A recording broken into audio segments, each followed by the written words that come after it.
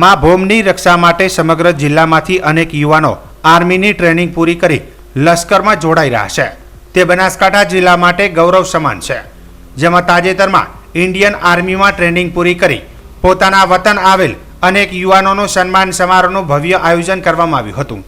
Banaskantha Deesa Shriram physical academy દ્વારા TCD ground ખાતે training પૂરી કરી આવેલ જવાનોને સન્માન સમારોહ યોજાયો હતો, જેમાં બનાસકાંઠા જિલ્લામાંથી નરેશ પ્રજાપતિ, મહેન્દ્ર કાપડી, કમલેશ જાટ, મહેશ ઠાકોર, હરેશ ઠાકોર, દીપ ઠાકોર, કુંદન પ્રજાપતિ, ભરત રાણા જે તાજેતરમાં આર્મીની ટ્રેનિંગ પૂરી કરી પોતાના વતન આવેલ, જેમાં આ તમામ જવાનોનો ડીસા ખાતે સન્માન સમારોહ યોજાયો હતો, જેમાં આયોજકો દ્વારા તમામ જવાનોને કુમકુમ તિલક કરી ફૂલહાર પહેરાવીને શાલ આપી સન્માન કર્યું હતું, જેમાં એક્સ આર્મી સંચાલન દરબાર પ્રવીણસિંહ જીતુસિંહ, મનોજભાઈ ઠાકોર, હિન્દુ સંગઠન ભારત જિલ્લા અધ્યક્ષ હિતેશસિંહ રાજપૂત, ઉપપ્રમુખ શ્રી રામ ફિઝિકલ એકેડમી સંચાલક દશરથસિંહ પ્રતિહાર સહિત મોટી સંખ્યામાં યુવાનો ઉપસ્થિત રહ્યા હતા.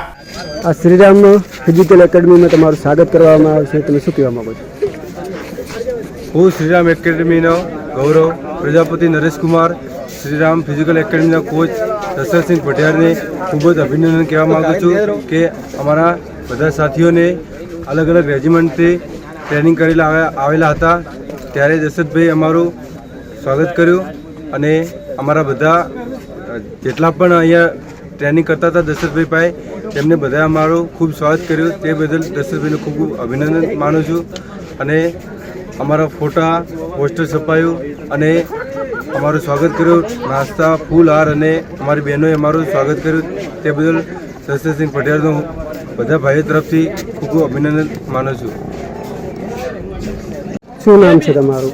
મારું નામ Dashrathsinh Pratihara, Shriram physical academy coach. આ કાર્યક્રમ રાખી એના માટે શું કહેવા માંગો? કાર્યક્રમમાં અમારે એવું હતું કે જે મેં ટ્રેનિંગ કરાવી હતી અગ્નિવીરોને, જેમનો ટ્રેનિંગ કરાવીને પોતાના વતન પધાર્યા હતા અને અમારે સન્માન સમારોહનો કાર્યક્રમ રાખેલો હતો.